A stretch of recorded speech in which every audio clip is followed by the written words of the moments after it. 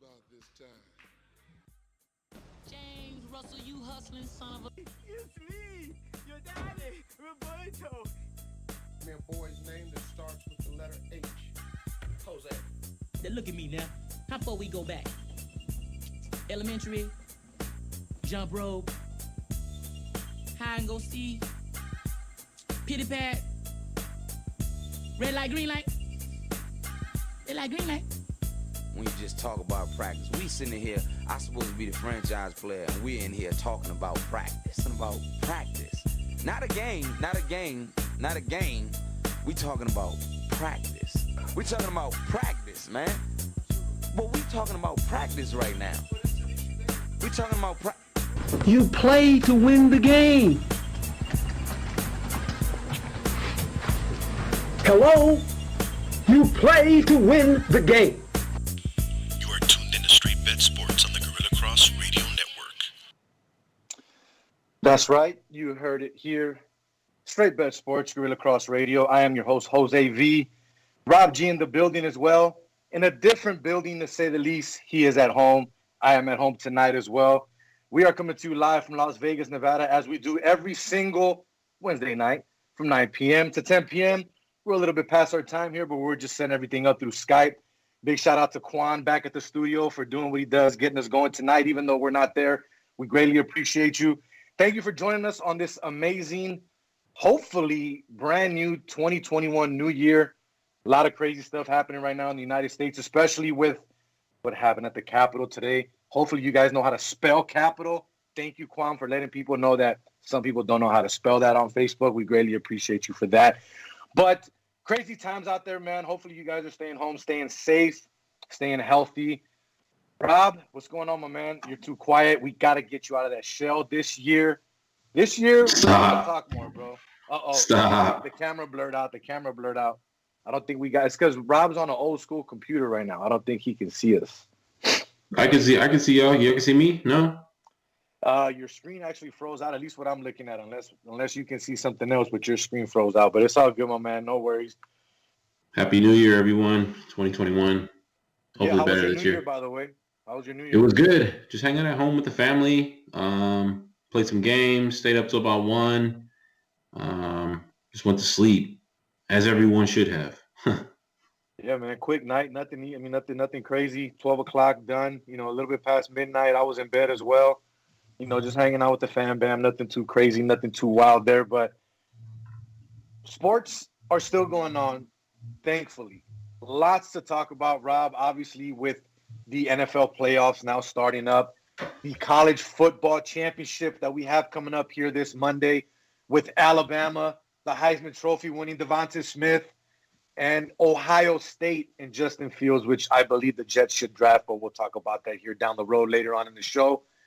But, Rob, before we get into that and before we jump into everything that we're going to talk about, if you guys are watching, make sure that you click, like, and press that share button. Let everybody know what you're watching tonight. We are coming to you live on Gorilla Cross Radio. Download the app, the Gorilla Cross app, free on all of your app stores. Not only that, GorillaCross.com. Check out all the content they have there. You can find our show. You can find all the other shows, as you see down here on the ticker to the side. Speak Life Radio, Let the Ball Bounce, Unnamed Sports Show, you name it. Great stuff on this network, man. Go ahead and check it out. Make it a priority in 2021 if you have not done so and you're tuning in for the first time to let everybody know what Gorilla Cross is all about. But before we do so and move forward, we're coming to you live on Facebook, Twitter, and YouTube on the Gorilla Cross app. Share, subscribe, like, and comment. Let us know what you think. But before we move into our sports talks and topics of the night, Quan, if you could please let everybody know who we are being brought to you by. We are brought to you by Joshua LaFon with Simply Vegas Real Estate, a realtor here to help educate current and future Las Vegas locals on selling and investing in real estate. You're probably asking yourself, educate. Yes, there's a surprising amount of adults that when it comes to real estate, don't know the right questions to ask, don't know where to start, and think they need a lot of cash to buy a house in Nevada, which simply isn't true. So Josh has decided to make it his responsibility to teach his clients what they need to know, and equally important, what they need to ask to help ensure making their home ownership dreams a true reality. So make sure you call or text Joshua LaFon today at 702-813-0533. This has been another paid advertisement from Joshua LaFon with Simply Vegas Real Estate. Make sure you give him a call, 702-813-0533.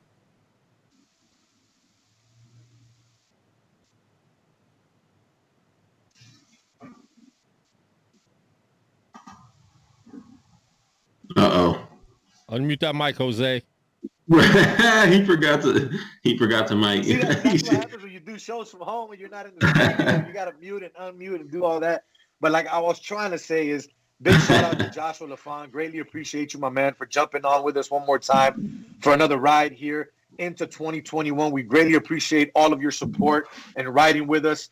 And thank you. We're going to get you in the studio soon, too, as well, because you're a sports guy. You bet as well, so we want to talk sports betting with you. Now, Rob, with that being said, there's a lot going on in the world of sports right now, aside from, obviously, the NFL playoffs and college football national championship, which we'll get into it here shortly. But the NBA is back. I don't know how you feel about it. I'm excited. I like it because I'm starting to bet a little more. I'm not a huge NBA betting guy. I like to do a totals ticket like I do all the time. Like I call it my lottery ticket. But I'm excited about the NBA. I'm excited about what Klay Thompson is doing. I'm sorry, what Steph Curry is doing, how he's been balling out. And it's good to see the Warriors team in a way be back, whether you're a Warrior fan or not. If you're a fan of the NBA, it's good to see these type of players back in their groove and back in their rhythm. What did you say? I mean, I'm not sure. I've said it before. I'm not a huge NBA fan. I'm actually watching, I think we talked about it before. I'm watching the Clippers game right now as we speak. But I'm not a super huge NBA fan. So I don't really bet on it either. I know I put a play in our little parlays, our little contest for the year today, and it lost. I took the Raptors, and they lost. So not a super big fan. Start off the season with an L in the NBA. It's pretty much all we got right now. I mean, college basketball is there, but you got games getting canceled all over the place. But, you know, it's something to throw on the TV. I like to call it background noise. So I like to, you know, I'll have the game on. But I typically with the NBA, since I'm not a big bettor on it, I typically don't pay attention a lot until probably the playoffs or, you know, almost the last week, maybe last month of the NBA to see how it ends up. Well, from what you have browsed through, though, from what you've been looking at, is there anything that stood out to you or any games in particular that you were excited to watch? I mean, excited. I mean, I wanted to see how the Warriors are doing, which I'm watching right now. I wanted to see how they're doing. The Clippers, obviously an interesting team as well, same as last year. Lakers, you know, big Laker fan, as I think we all are. I think they're honestly just going to take it again. But there are a few teams. The Suns look good. I'm surprised, you know, like I just mentioned, the Raptors. You know, they starting off the season 1-6. Not being able to translate last year into this year. I know they didn't go that far, but they have a good squad on paper. I mean, I'm looking at their starting lineup and stuff, and they're not able to, you know, get the season started the way they wanted to. But there are a few intriguing teams. Phoenix Suns is one of them. It's interesting to see what's going to happen with Harden. I know we hear about nothing but about Harden right now. To see, you know, he wants out, but he's still playing. He gained so much weight. So, I mean, there are a few headlines in the NBA, but I honestly seem to kind of gravitate towards college basketball at the moment in time. So you mentioned headlines. One of the biggest headlines actually that came out today, I'm pretty sure you saw, Markelle Fultz, Orlando. Yeah, torn ACL, right? Torn ACL, done for the season. It sucks when you see stuff like this, man. Obviously, yes, a lot of us talked crap about the kid, you know, a lot of memes and all that when he couldn't shoot, when he had the shoulder injury back when he was with Philadelphia. We get all that, but you always want to see these kids and this young talent succeed, and he was on that path. So it kind of sucks when you see someone like him doing it all the right, you know, doing it the right way, and hoping that he can basically be on the right team and continue his NBA career to be that guy that everyone thought he would be. And then this happens. I mean, it's kind of sucks, right? Yeah, it sucks. I mean, anytime that happens to any player, no matter how good or, you know, they're in the NBA at the end of the day, right? They're making the big bucks, and for that to happen to them, I mean, so early in the season too, I feel like, you know, he was maybe going to have a chance at, you know, getting all those memes off of him and really kind of showing people what he's really about and being a number one pick and everything like that. There's a lot to live up to. But for him to go down like that, you know, it sucks all around. I know another player, I think from the Nets, who was it? Dinwiddie? I think Spencer Dinwiddie went down with an ACL already for the Nets. I mean, I know they're loaded, they got a loaded team, and I know they can kind of play on without him. But it sucks when anytime that kind of happens, that type of injury, especially so early in the season. Storylines. Philadelphia 76ers. That was a big move this offseason, obviously getting Doc Rivers. And not only that, people asking, can Joel Embiid actually play with Ben Simmons? I think that's completely out of the window now. I mean, they're playing lights out. They're 7-1. They're technically the best team in the league record-wise right now. Isn't this how they always start out though? They always start out great, and then when it gets to the playoffs, they always kind of choke in the playoffs, and there's so much hype around the 76ers team every year. For at least, I want to say every year, don't get me wrong, but for at least for the last 2 or 3 years, there's been a lot of hype around them every year, and they start off really like as they are right now. Like they usually start off, they're 7-1 right now. But I want to see them come playoff time because I know they got the squad, I know they got the coach now, they got everything lined up for them to succeed. But playoffs is where it matters. So that's really they're going to make it to the playoffs. We all know that. It's just how are they going to finish the season? Another thing too, man, that's not being talked about that much that I think needs to get a lot of credit is the move that they made to get Curry. Stephen Curry's brother, 36 minutes tonight, 28 points, 11 of 14 shooting, 6 of 7 from the three-point line. When you get that type of guard play, obviously, we know he's not going to give you that night in and night out. He's not his brother. We know that, right? I mean, that's case in point. It's clear here. We know he's not going to give you that type of stat line every single night. But the fact that you have a solidified point guard that can at least help you out and move the ball, right? You can move Ben Simmons off of that guard spot if you want to. You also have Danny Green, I believe, is the guy that they picked up from the Lakers, right? Yeah, he's on this team as well. I mean, their starting lineup, Tobias Harris, Joel Embiid, Simmons, Green, Curry, that's pretty solid. But like you say, and I agree with you, come playoff time, what's going to happen? Are we going to see the same team, or are we going to see it just crumbling, as you like to call it from time to time? You know what I mean? But I like what Doc is doing. I mean, Doc's looking good right now, man. Obviously, pandemic season, nobody's in the stands right now. I get that.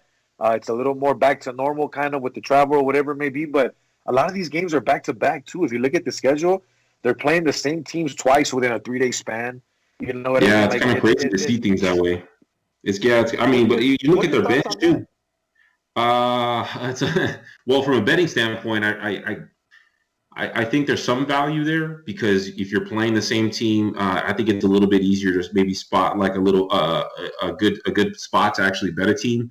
For example, like if a team blows out someone on one night, and then the next night or in 2 nights from that day they play the same team, and the line is just completely off after either getting blown out or and it's the same squad playing each other. I think there's some value there when you look at those type of angles to see maybe you like the other way, because it just kind of sets it up for a trap when someone gets blown out by 30 and then the next day or the day after they're playing the same team and the team that got blown out by 30 is favored to win that game, right? So those type of things is what I look for, especially from a betting perspective. But it is the safest way to play the season. It is the safest way. It's the easiest way, and I'm sure they're going to learn a lot from it. And it's probably something that we're going to see a lot more in the future moving forward, even once we get past all the COVID stuff. So I'm all for it, whatever it takes to get through the season and make sure that everyone stays happy and healthy, and to make sure that we have a full season, right? To not have a shortened season, because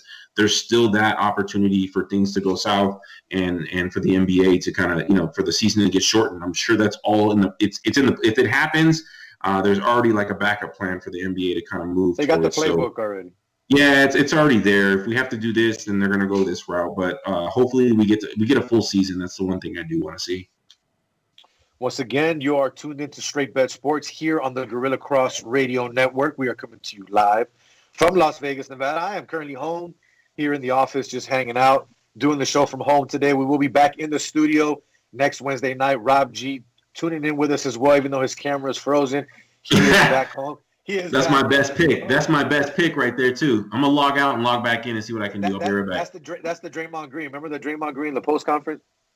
I'm going to log out. I'll be right back.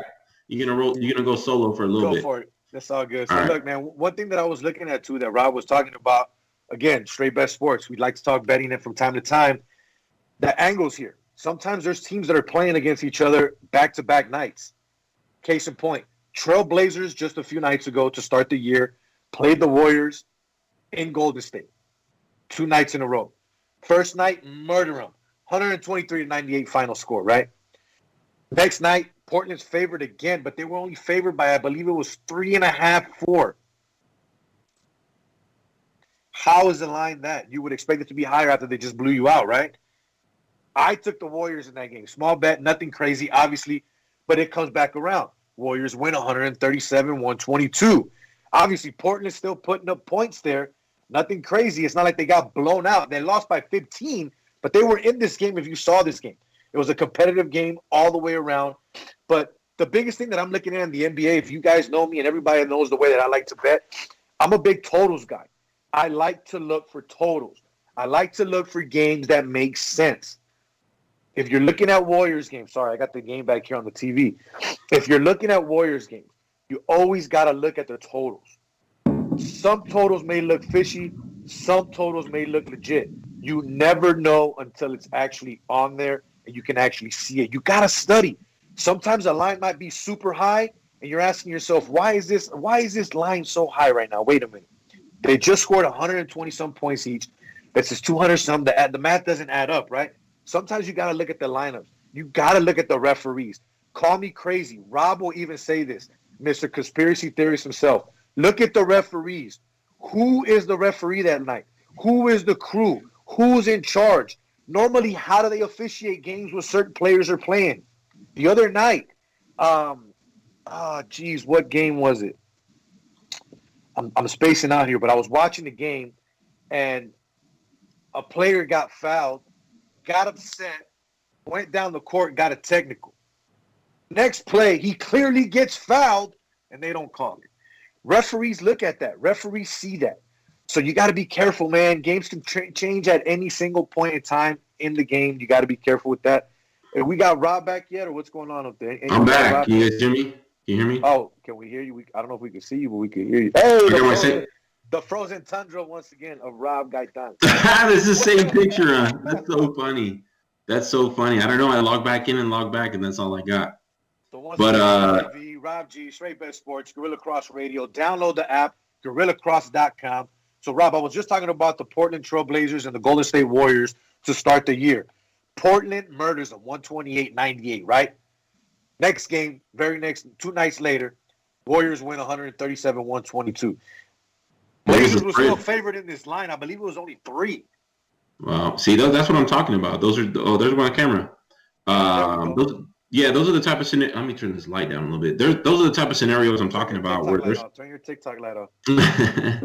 There's a lot of opportunities there, especially when they're playing back to back, and sometimes sometimes the books don't know where to put the line, especially after a blowout like that. So you got to pick your spots. Don't get me wrong; they're not all going to be traps, and they're not all going to be easy winners or anything like that.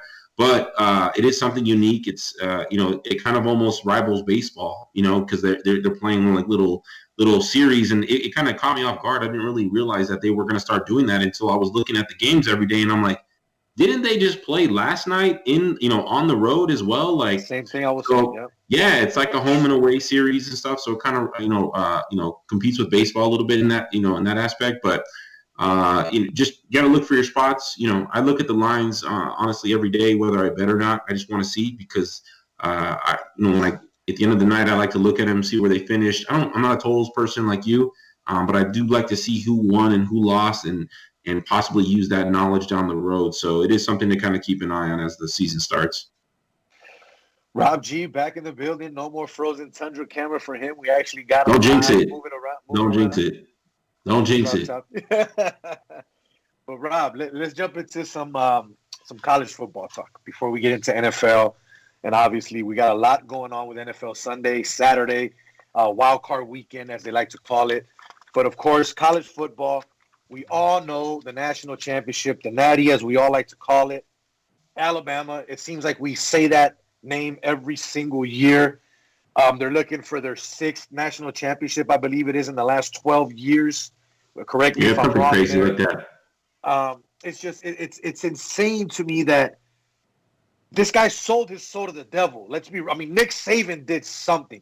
When he left Miami and the way he left Miami and left the NFL and said, I'm out, and Alabama gave him the keys and said, here, it's yours. Take this program over and do what you want. Because I believe he either is or also was the AD at one point when he got there.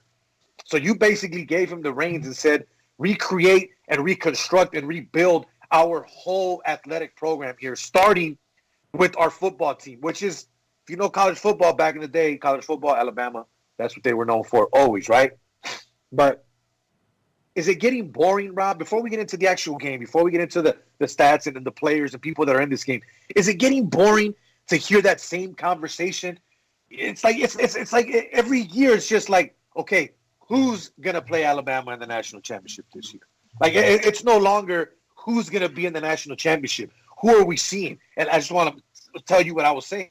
Notre Dame shouldn't have been in the top 4, and Alabama proved that. Once they got moved by Clemson, they shouldn't have been there. But is it getting boring in your opinion? To every year it's Alabama. Doesn't it feel like New England and then NFL when Brady was with the Patriots? I think it would be a little bit more a little bit tiring to hear and see if if there wasn't a Clemson, right? Because who was Clemson maybe 10 years ago, right? Who was Clemson maybe 7 or 8 years ago? They're able to compete with Alabama now. There's more teams. The parity, amongst divisions and other teams is gotten, a lot tighter. And I don't think it's going to be an issue, in the near future, because I do think that we are going to go to 8 teams, and I don't know if it's going to happen next year, but I almost guarantee in 2 years we will have an 8-team playoff. And when we do, that's when other teams that are really going to have the opportunity. Yeah, it's going to be 8 teams. They're not going to stick with 4. I mean, they may go one more year, but in 2 years, it's already in the talks. It's been talked about since day one, since they announced 4. They need to get it. They need to get it to 8 teams. And then because the bowl games are meaning more and more less. They're meaning less and less every year. Yeah. Right. You got people sitting out. You got half of Florida's team sitting out. So every year the bowl games are kind of losing that what everyone was so hyped about every bowl game there was, and there's so many of them now that a lot of them have lost that shine and that attention that they used to get. So with that being said, they're going to go to an 18 playoff. It's going to be interesting. This is where teams really, the teams in the Coastal Carolinas and the BYUs and all those teams that say they deserve a shot, and the Cincinnatis, this is where they're going to get their opportunity. They're going to have that opportunity, and when they do, they better be ready, because Alabama is 100% going to be ready. So, it may not happen the first year we go to an 18-team playoff, but, there's going to be some shockers out there. It's kind of like, with 8 teams now, there's going to be more opportunity for Texas A&M and stuff like that. So, it does get tiring here, sometimes hearing Alabama all the time, but we're going to get to that point in a couple of years where more teams are going to have an opportunity to take them down. So, Rob, the line currently sits at -8 Alabama on William and Hill. Virtual salute to you. I see you got one over there as well. Yep. Ohio State can't do nothing about it. No, don't say that. That's what I'm playing. I'm just playing Quan. But Ohio State plus 250. Is that something that you would look at to sprinkle on the money line? I'll be honest with you. I always bet against Alabama regardless, and I like taking dogs. I'm betting this game. I'm taking Ohio State at plus 250. It'll be one of my bigger bets, not one of my $2 bets, Rob. It'll be a lot bigger than that. Don't worry, I promise you that. It'll be probably $4, maybe $5 bet. We'll see what it is. You guys make fun of me, but I'm the casual better over the counter. Rob's the sharp better over there. That's why we like to have 2 different minds here on the show. But the line sits at 8. Total sits at 75.5. You have I like the under. You have the current Heisman Trophy winner, Devontae Smith, which we're going to get into that real quick here shortly as well. Waddle coming back, possibly, which I don't think is going to really matter or not. You got a running back that is killing it as well. Quarterback, which was a runner-up in the the Heisman Trophy winner contest as well. I still like Ohio State. I like Justin Fields. I like what they did against Clemson. That motivation, I'm sorry, Clemson was going to win that game. Dabo opened his mouth, and that's why Ohio State won that game. Not taking anything away from Ohio State. They proved and showed who they really are, whether they won 5 or 6 games or they win 9 or 10 games. But you don't want to hype up that type of team. You don't want to give them that type. You don't want to add that type of fuel to the fire, and that's exactly what Dabo did. Well, let's see if we even have He did that.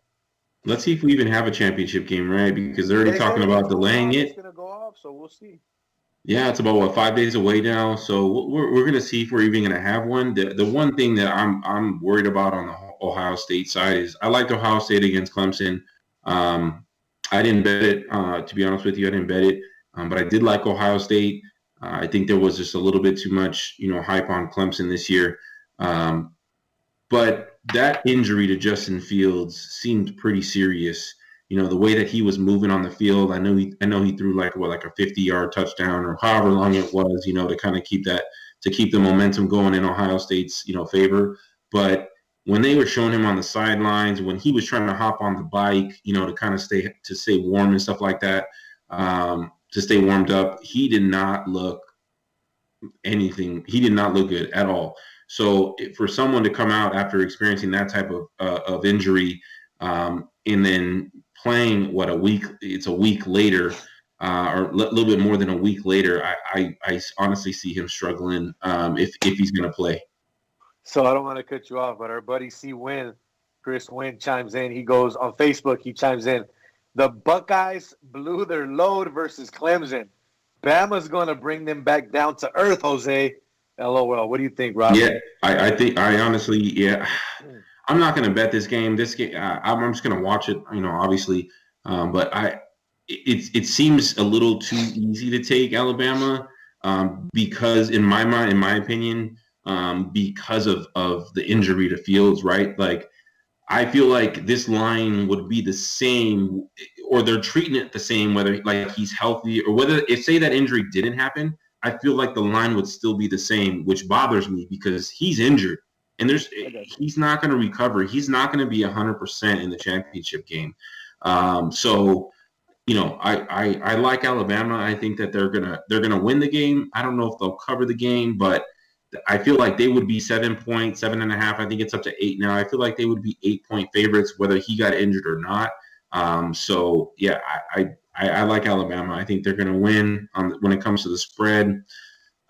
I think I'll take Alabama as well, just because it's only going that Alabama defense. And then if they get 2 good shots on Justin Fields, and he's got, he's going to have his ribs wrapped up and everything. But if he takes 1 to 2 good shots on the field, that game can go sideways really fast for Ohio State.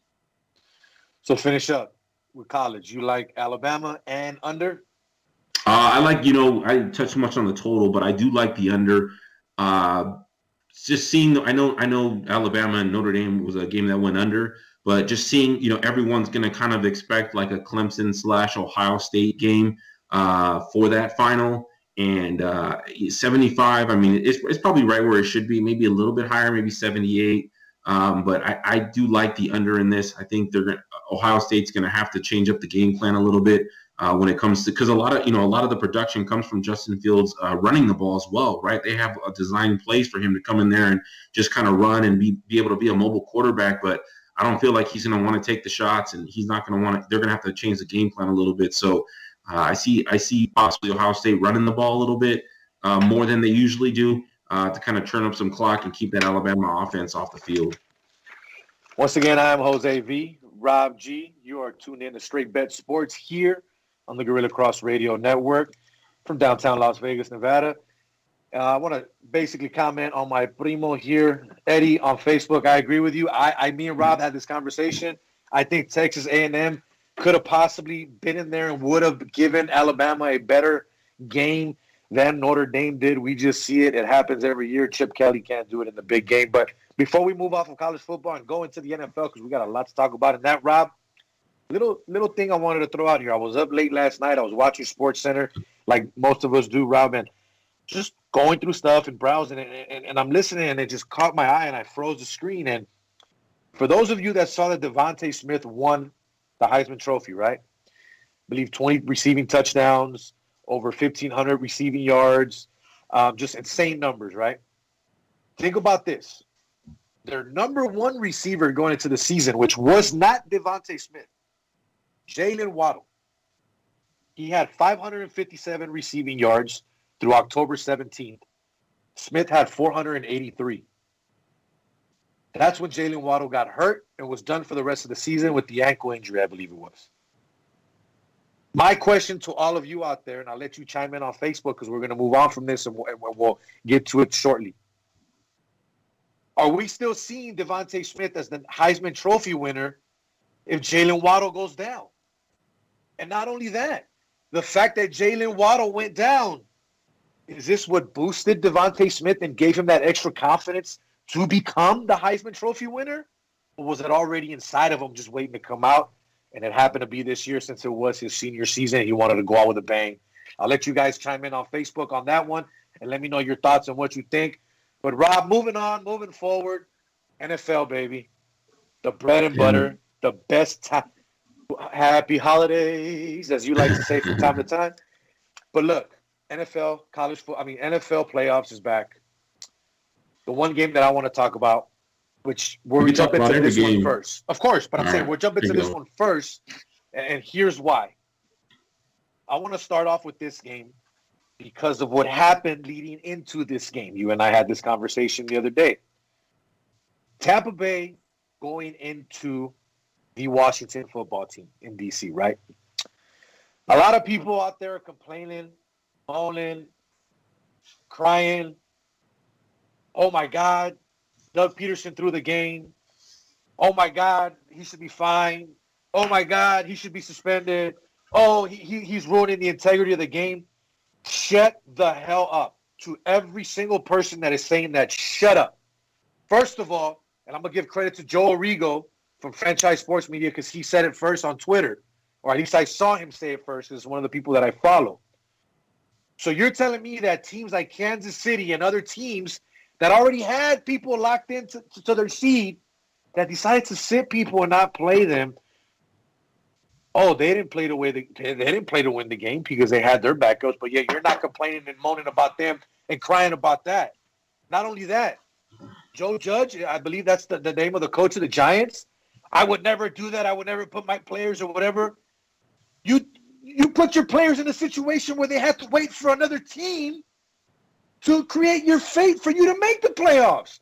So you're an idiot for saying what you said because you already put your team in a bad situation to begin with. You weren't a good enough coach. You didn't coach well enough to win your division. You were waiting on another coach to hopefully do what you wanted and hopefully win.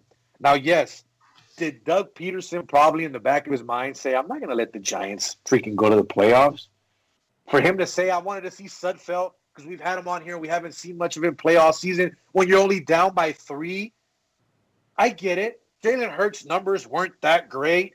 He should have stayed in the game, though, because he was still your best chance to win, right? But here's the thing, people. I don't blame Doug Peterson. Not the first time it's happened, and it's definitely not the last time it's going to happen. And Joe Judge, you need to shut up, take a back seat, and hopefully next season when your players are healthy, you can do a better job at coaching, and you won't have to worry about this. Now, Rob, moving forward. I don't know if you I agree with you. I agree with you. I think we had this conversation a few days ago about how he put himself. The Giants, could have won a game. One game earlier in the season, or whatever, to kind of not put themselves in a situation to where they're waiting on the last game or for another team to decide their fate. The Eagles did cover the spread, right? They did cover the spread, but for them to try to go out there and win, just to kind of stick it to the Giants. It is what it is, and the Giants, should be blaming themselves, like you mentioned, for not putting themselves in a better position to win that division earlier. Not say earlier in the season, but maybe within the last couple of weeks or 3 or 4 weeks. So, Rob, this game right now currently sits at the Bucs -8.5, over and under 45. Yeah, open at 7, up to 8, open at 47 on the total, down to 45. Let's talk about the storyline. You and I were talking about it. I was talking about it. We were talking about it, and then today, what about today to add to that storyline? What happened? Oh, yeah, exactly. So Let's get into that because we're conspiracy theorists. We make fun of each other for that, but that's how we like to look at stuff, right? Definitely, because sometimes it happens, and you got to look at that. Case in point, when the Patriots won the Super Bowl and started to become the Patriots, there was a lot going on in our country, 9/11, a bunch of other stuff and all that, correct?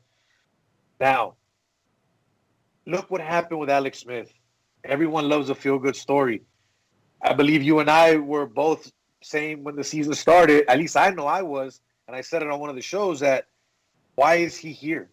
Why is he a third stringer holding a clipboard when someone else could have that opportunity to play when we know he's not going to play?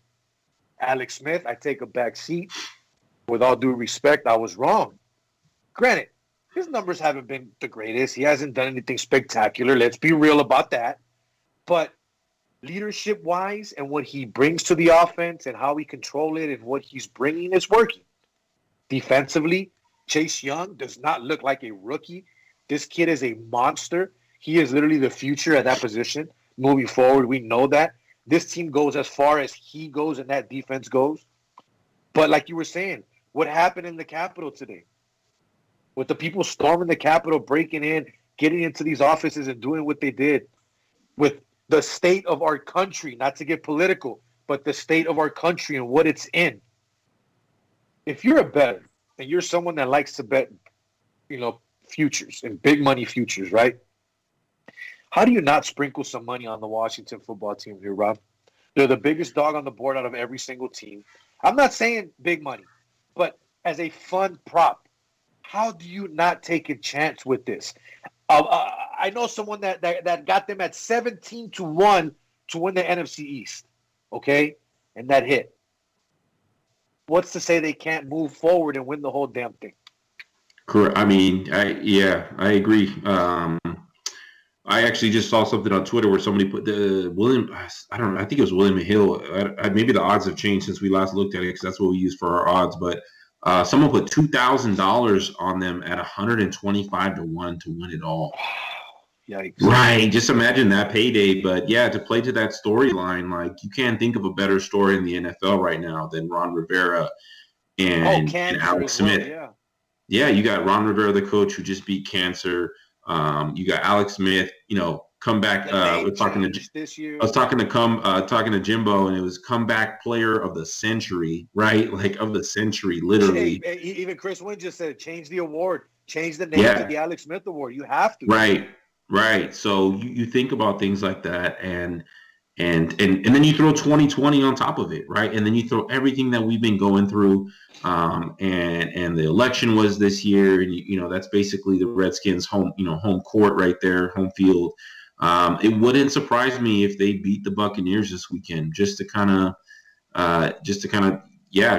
show that DC is in it, and I don't see them. I could see them possibly moving on, for the first couple of rounds. That defense is real. Chase Young is playing like a 10-year veteran. He's playing like he's been in the game forever. And Alex Smith is just doing the right things.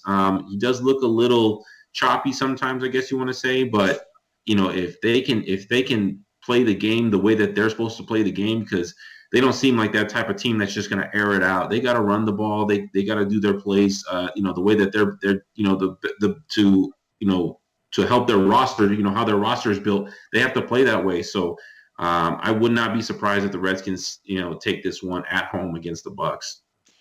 I'm with you, man. I mean, I'm definitely going to sprinkle something on the money line, but my realistic bet here would be the plus 8.5. I do like the total. I'm taking the 45. Even though that defense is crazy, I can still see some points being scored here. Let's move on to the next game that I want to talk about here, Rob. Ravens at the Titans. This is another interesting one, and here's why. The Titans beat the Ravens in Baltimore earlier this year by a field goal in overtime. We talked about this earlier in the week as well. And now you have a team in the Titans that won their division. You got the Triple Crown winner, by the way, and Travis Henry. Let's give him that credit. Triple Crown winner. Okay, Derrick Henry, I'm sorry. Triple Crown winner this year in rushing, so you got to give him that. And they've already beat you. But yet, Baltimore is favored on the road, -3. And not only that, let's get into the futures real quick. If we're looking at the prop bets, right, for the futures, to win the Super Bowl. Here's the Super Bowl. Here it is. Hold on. Let's see. Prop bets, futures. To win the Super Bowl. The Titans are 25-1, but the Ravens are 15-1. Calculate that math for me and tell me what's wrong there. I like the Ravens in this matchup. Why? I mean, they're on the road. They already lost to this team. Granted, I believe it was by overtime. So Tennessee did beat them in overtime. But this line on my end opened up at 4.5, minus 4.5 on the Ravens. It's been obviously bet down to 3.5. I'm showing 3.5 across the board, 54% of the money on the Titans. I don't know how anyone wouldn't just take the 3.5. How do you not? I think they're begging you to take the Titans here. And especially you're getting 3 and the hook. So you're getting, this game honestly should, in my opinion, probably have opened up maybe a pick 'em, maybe Ravens -1, and for them to open up and to feel confident, for a book to feel confident that we're going to get money on both sides of the fence if we open up at Ravens might say -4. That's a lot. That says a lot about how much they value and where the Ravens are in their power rankings. Even after they've looked, I know they demolished the Bengals. And I know the Packers demolished, took care of the Titans on Monday Night Football a couple of weeks back. But that line just jumped out at me from day one. That's actually the only game I like on the board this week. I do like the Ravens to win this. I'm interested to see where the line will be at by the time we get to Sunday. I do see probably that hook getting trimmed off because I feel like everyone, including the casual bettor, is going to take the Titans. I mean, at the end of the day, when you look at that matchup, just take the Titans. When you look at it, and you're looking at it, on the board at the book, you're just like, I'm just going to, that's a good matchup, but I'm just going to take the points to be safe. So I like the Ravens to win that and cover. If it gets down to 3, I think I will bet that game. So I'm gonna call it now. I'm on Tennessee on this game, and I'm gonna say it here. I'm gonna say it here since we're talking about it already, and I want to get your pick because we're gonna do it. I need to get who you feel is gonna run through the AFC and the NFC and get to the Super Bowl. I'm taking the Titans, and call me crazy. I got the Titans going to the Super Bowl. I got the Titans going to the Super Bowl. I don't know if I'll give you my Super Bowl pick right now, but I mean, at least this early, we haven't talked. You know what? We haven't talked about all the games yet. We haven't talked about all the games yet. I can't say I can see them in the Super Bowl, but let's just say that. But once again, I am Jose V. He is Rob G. We're chilling at the crib. Quan, back at the studio. Greatly appreciate you doing what you do for us here on the Gorilla Cross Radio Network. We're talking some NFL action. And Rob, it looks like they're calling you by your nickname now. Chris Wynn called you by your nickname on Facebook. He called you Goldie. Just like it says Goldilocks. He called you Goldilocks. All right, hopefully the Ravens are a Goldilocks. I know, right? A Goldilocks. So far, we're both on Washington. You're on the Ravens. I'm on Tennessee. Sound about right? Yep.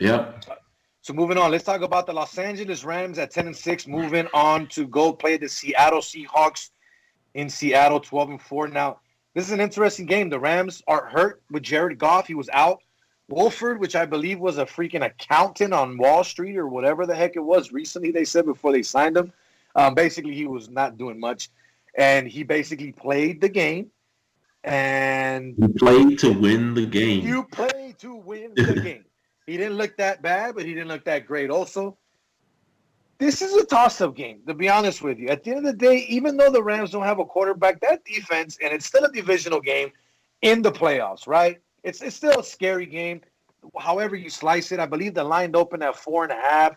It's at 3.5 right now on William and Hill. Total's 42.5.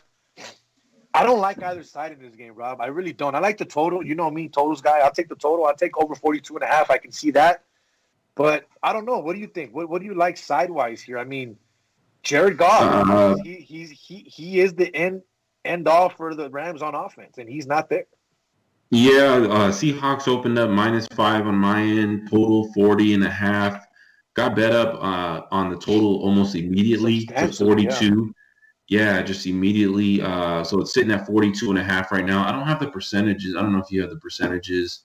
I had them on me. I was trying to fix my camera. I can't see anything right now. But so right now, it's all good. currently on Scores and Odds, we have 69% of the side is being bet on the Seahawks.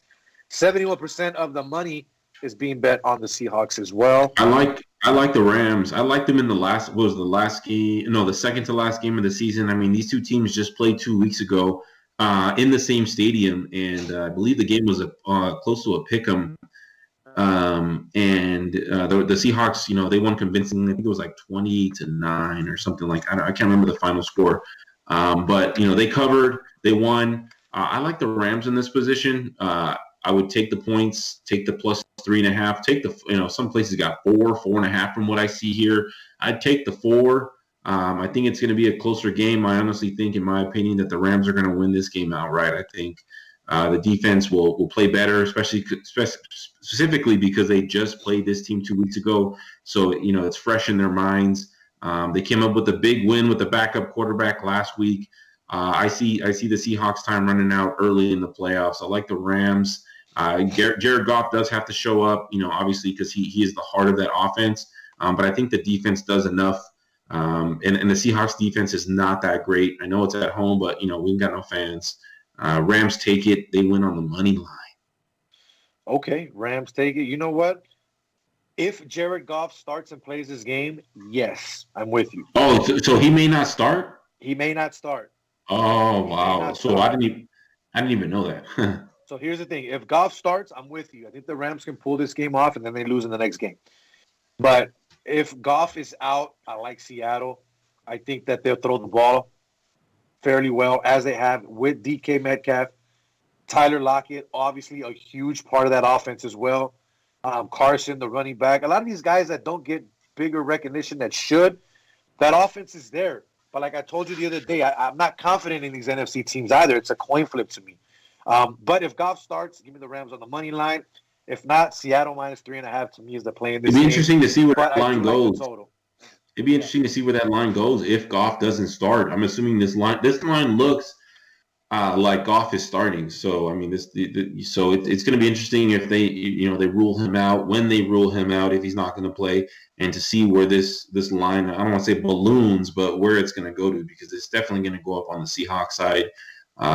You may get some value even with the backup quarterback. I mean, look what they were able to do with Arizona, they don't have a they don't have a horrible defense, but they have a decent defense.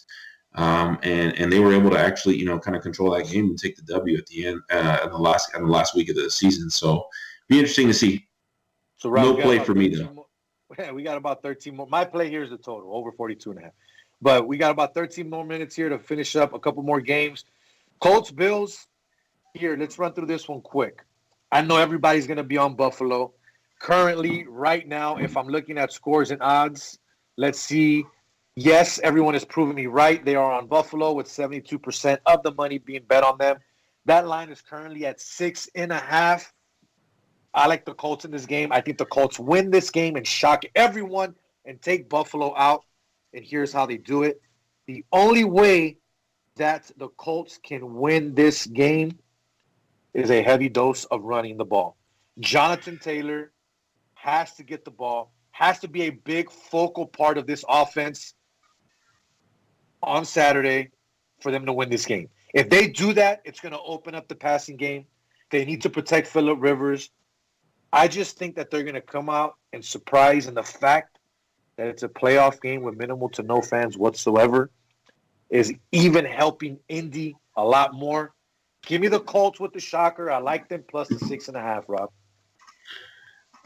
This is, it's weird to think about it, but it's how well the Bills are doing right now offensively. Their defense has been there for a few years now, and it's almost like you got to play keep away with Josh Allen because he's such a dual threat. He can run, he can throw, he's scoring.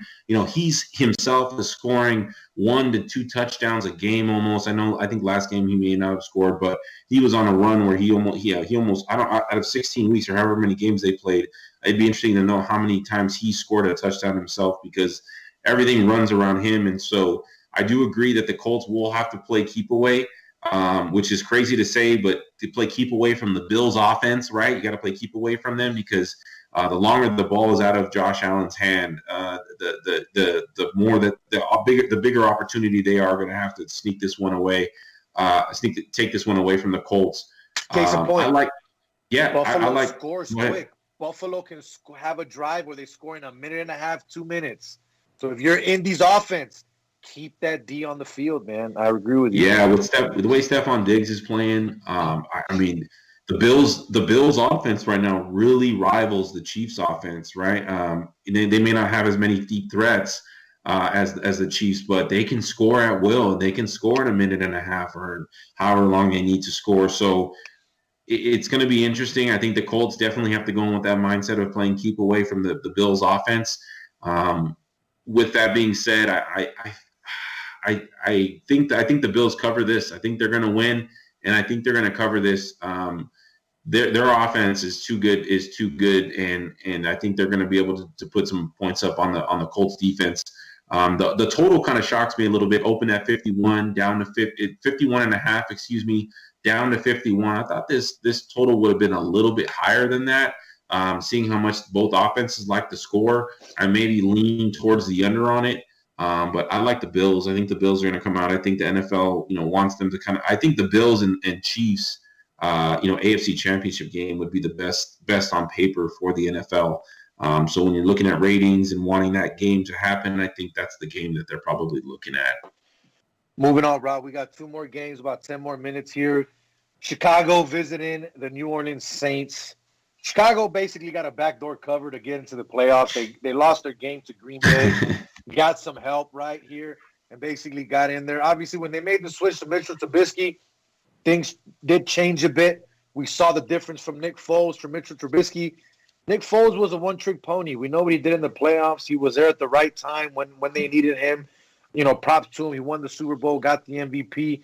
But he wasn't the guy. I still don't think Mitchell's the guy either.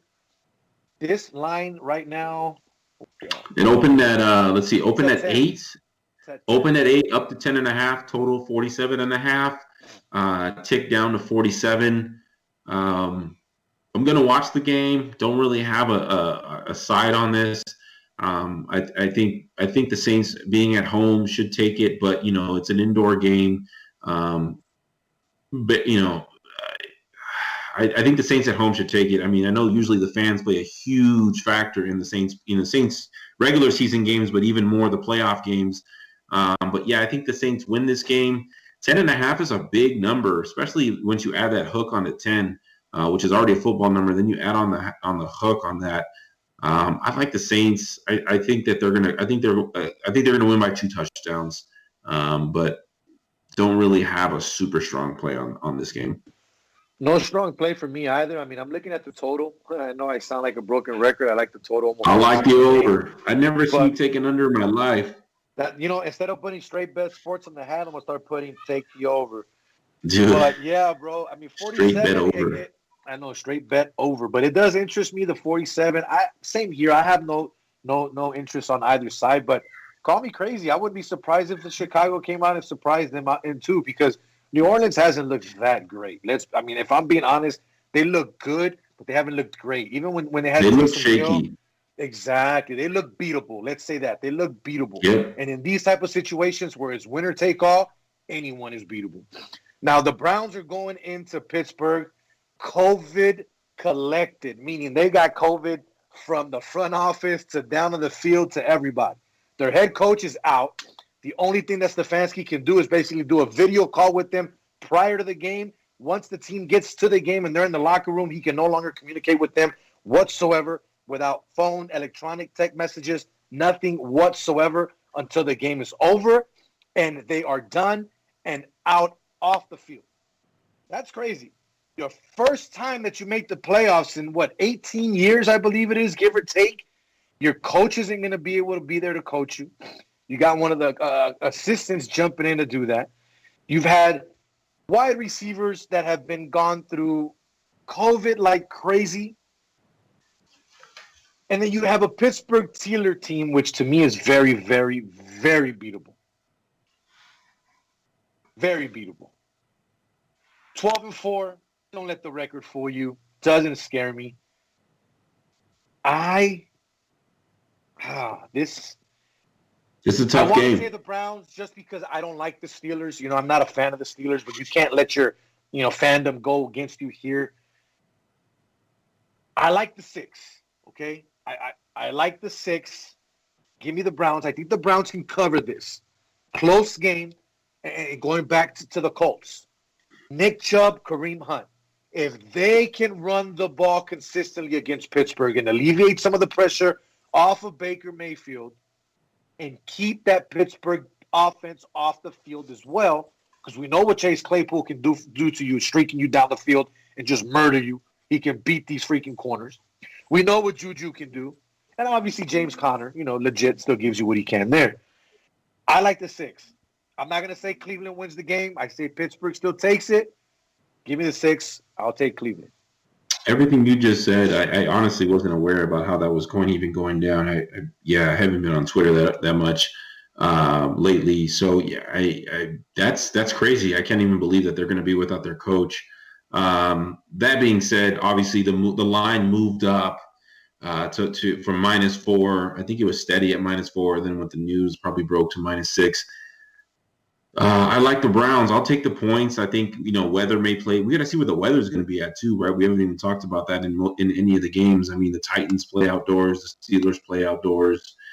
Redskins, Seahawks, Bills, they all play outdoors. So especially at the Bills. Washington football team. Yeah. Sorry. Well, I have up here. They still have the Redskins on the website. But yeah, the Washington football team. We got to see where the weather's at, especially in Pittsburgh and in Buffalo. But I think it comes down to a field goal. This just screams a field goal game either way. I can see the Browns winning this game, especially the way that the Steelers have played to end the season. I just think that the Steelers are a little bit better coach team, even with or without the Browns coach, just overall. And I like the Steelers to win by a field goal. So I'm with you on that. I like the points. There it is, man. We got about 4 minutes left. Good show. Ran down, finished everything up. A lot of less games to talk about now, right, Rob? So we don't have to run through the gun here and basically go against the clock. But good stuff there, my man. I mean, good, fun football action coming up this week. Big shout out to Jimbo. If you guys do not know, Rob, Jimbo, and I started a competition. This will be 4 years now, right, Rob? This will be the 4th year we do it. Yeah, this will be the 4th year.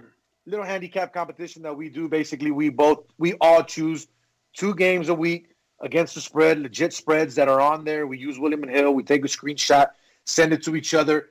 I won the first year. It was pretty close. I didn't run away with it or anything like that. It was a good finish to the end. Last year, I think Rob ran away with it. And then this year was literally down to the wire. If Rob wanted to, he could have basically picked against every single game that Jimbo did and would have beat him. But that wouldn't have been sportsmanlike, so he did it the right way and chose the games. And congrats to Jimbo. So now everybody has won. We put up $150, nothing too crazy. So basically, winner takes $300. Fun stuff there. We're continuing off already this season. Rob started it off with a bang with an L tonight. So that's a good way for me and Jimbo to start it off. You never want to start off with the loss column there. But one thing that I want to talk about real quick before we finish up, we're going to start something new for the listeners and everybody that's watching out there, okay? We're going to probably do this either February or March for March Madness. Rob and I are going to pick games. We're going to look at a game and we're going to agree on a game, and we're going to choose a game for that week. If you guys can beat us, the pot starts at $5. Nothing crazy, okay? We're going to call it $5 Wednesday to start. $5 beat the bookie Wednesday, whatever you want to call it. Beat the host, call it what you want to call it. We'll figure out a name for it and a sponsor for it later. But first week is $5. If somebody beats us, cool, you get $5.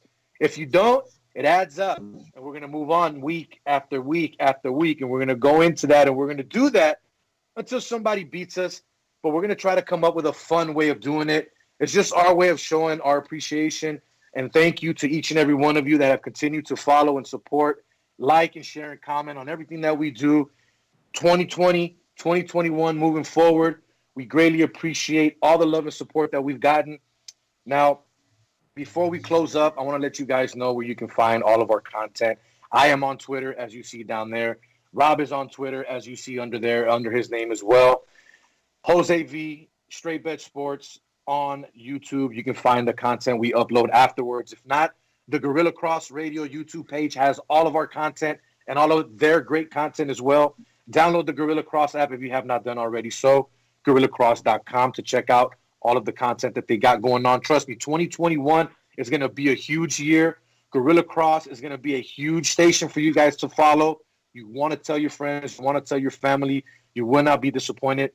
To end the show, I know a lot of you are probably wondering why I'm at home, why Rob is at home, why last week Rob and I didn't do the show.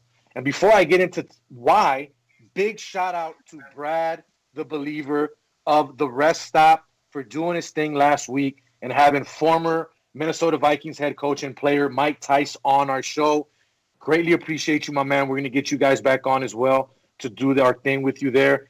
With that being said, I'm here because my mom tested positive for COVID-19 during the holiday season.